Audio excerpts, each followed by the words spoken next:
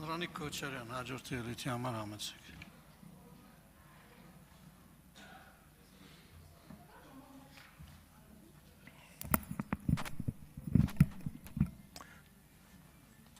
Ազգային ժողովի հարգելի փոխնախագահ, հարգելի գործընկերներ,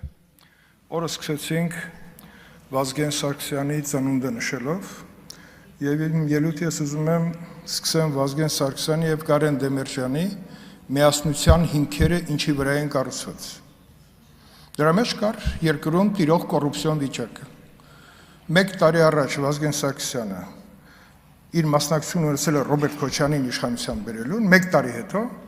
Կարեն Դեմիրճյանի հետ իրենք միավորվեցին երկիրը փրկելու հարցի շուրջ։ Դա միայն ներքին քաղաքական ամբողջ սպեկտրը չէր վերցնում, բայց կոռուպցիոն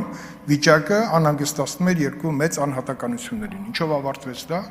բոլորս գիտենք, դա հոկտեմբերի 27 էր։ Հոկտեմբերի 27-ից հետո երկիրը թևակողեց համակարգված կոռուպցիայի դաշտ։ Ինչքան էլ խոսենք քաղաքական կոռուպցիայի մասին, այո, քաղաքական կոռուպցիան այսօր մեզ ուղեկցում է։ Խնդրեմ, Ռոբերտ Քոչարյանը հանդիսանում է 135-ամյա դաշնակցության առաջնորդ։ Ինչն է կապում Ռոբերտ Քոչարյանին եւ հայ հեղափոխական դաշնակցությունը։ Ինձ այդ հարցը միշտ մտահոգել է, պարոն Խաչատրյան,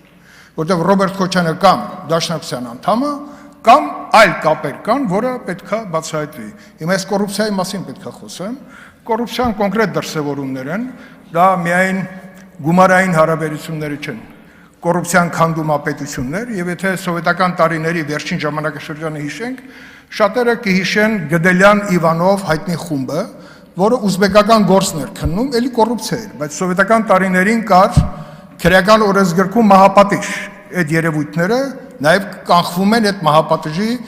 արկայության պայմաններում։ Կար դա եւ այդ գործերը փորձ էր արվում սովետական միությունը, որը էլի համակարգված կոռուպցիոն միջավայր էր ստեղծված, կանխել նման հանձնաժողովներ ստեղծելուց, բայց սովետական միությունում կար մի մարմին, որը փորձում էին ստերիլ պահել։ Դա KGB-ն էր, որտեղ կոռումպացված հնարավորինս կադրային անձնակազմ գոյություն չուներ եւ եթե հիշում եք այն ժամանակվա KGB-ի ղեկավարի ակտիվ գործունեության պատճառով սովետական միության ներքին գործերի նախարարը ինքնասպան եղավ։ Բանակի գեներալ ինքնասպան եղավ, որտեղ բացահայտում էր կոռուպցիան, բայց համատել այն ժամանակվա ներքին գործերի կոռուպցիոն ունեցվածքը եւ այսօրվա մեր 99-ից սկսած պաշտոնյաների անշարժ եւ շարժական գույքի, նաեւ դրամական միջոցների ծավալները անհամեմատելի են։ Հիմա գանք մեր ժամանակներում մեր 99 թվականի հոկտեմբերի 27-ից սկսած ինչ տեղ ունեցավ մեր երկրում։ Կոռուպցիա բոլոր երկրներում էլ կան։ Բայց դա երբ որ նկատվում է, պատժում է, որտեղ կան այն մարմինները, որոնք դա հայտնաբերում են եւ պատժում են եւ կա օրենսդրություն, որ այդ հնարավորությունը դարձնում է շոշափելի։ Ես երեք իմ հարցի միջոցով պարոն Ապետյանին փորձեցի շեշտեմ մի իրողություն, որ փաստերը արձանագրված, որտեղ նկարագրված են թե տվյալ պաշտոնյաները, պետական պաշտոնյաները ինչ ունեցվածք են տնօրինում, որը ոչ մեկը չի կարող հերքել, որտեղ դա շոշափելի է, տուն լինի, բանկային հաշիվներ լինեն, մի քանի էջից բաղկացած, ասենք, անշարժ գույք, 74 միավոր անշարժ գույք, 56 միավոր անշարժ գույք,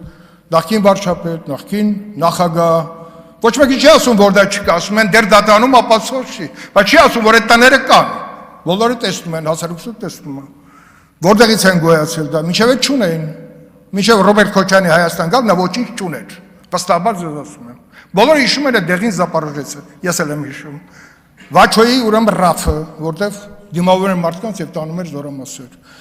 որտեղ հիմա բանկերից միլիարդները հանում են, բոլորը տեսնում են եւ այդ հարց առաջանում, մեզ մեղադրում են, բայց մարդիկ ինչի են դեռ ազատության մեջ։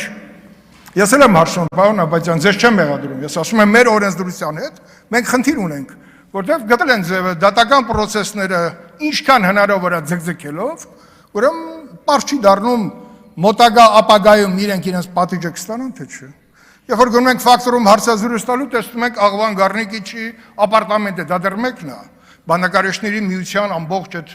տարածքը բյուրականում, որտեղ ինքը վայելում է իր հանգիստը, բայց դեռ դատարանում քննվում են այդ գործերը։ Առավոտյան նայում եմ Ուրեմն դատարանը դատախազության հայցը մերժել է Մովսես Հակոբյանի վերաբերվող 4.5 միլիարդի։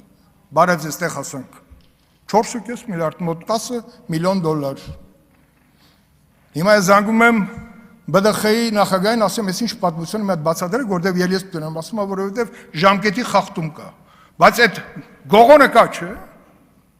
Նահապետյանը ինչ պետք է անի, քրեական գործ պետք է աներ եւ ներկայացներ դատարան, բայց ժամկետը խախտվել։ Բերեք մեր օրենսդրությունից սկսած այս հարցերը մի հատ մոտենանք, որպեսզի այդ լազայկաներից ոչ մեկը չկարողանա օգտվել։ Մարտի 1-ի դատումը ինչ է հիմա գնում է։ Հետո հիմա գանք պաշտոնյաների այս բան համակարգված կոռուպցիա։ Հասանք նրան, որ ամբողջ ուժային բլոկում երբ սկսվեց համակարգված կոռուպցիան, երբ որ ուսադիր կրող պաշտոնյաները դարձան միլիոնատերեր, բանակում, ազգային անվտանգությունում, ոստիկանությունում, շոշափելի է, բոլորը իրենց տների կողքոմացնելուց տեսնում եք։ Մաքսանենգության դեմ պայքարի համար նախատեսված մարմնի ղեկավարները բոլորը միլիոնատեր են եղել, կրակեմ հրաչից սկսած։ Օղորմի իրեն, այդ չի հարցը։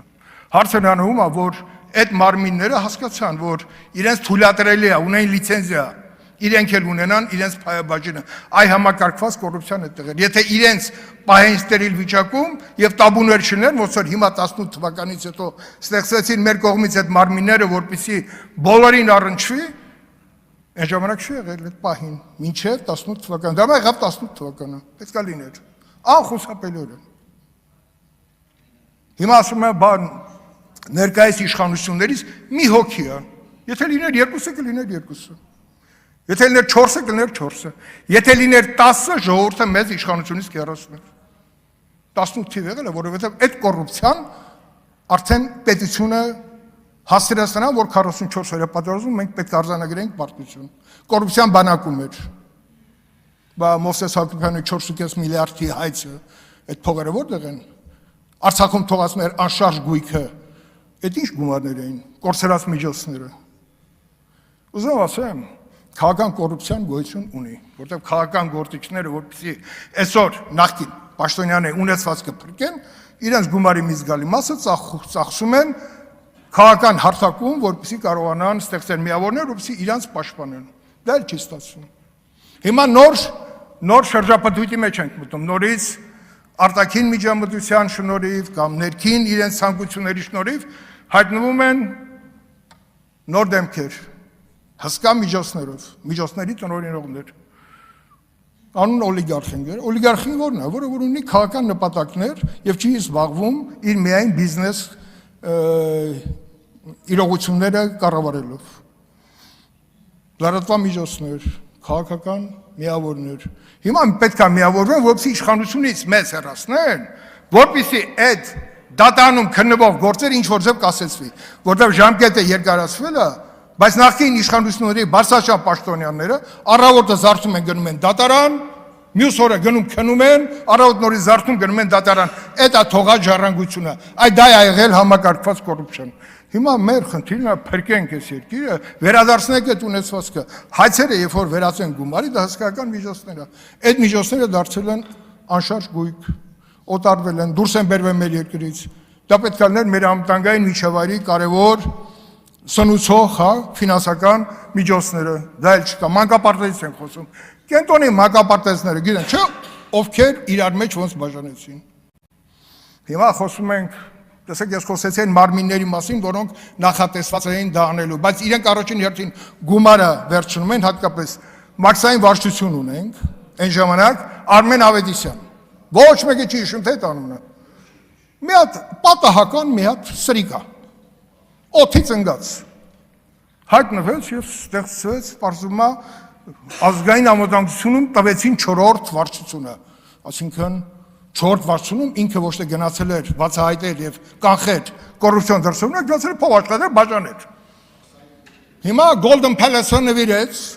բայց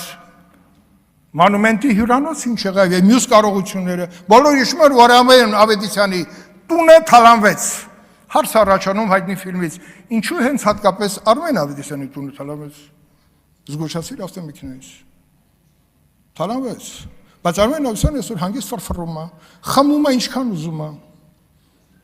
Աղվան Հովսեփյանը Հանգիստ գնում է դատարան, հետո գնում է պատոցում, գնում է բյուրական, լիֆտով իջնում է ձոր, բարձրանում է վերև։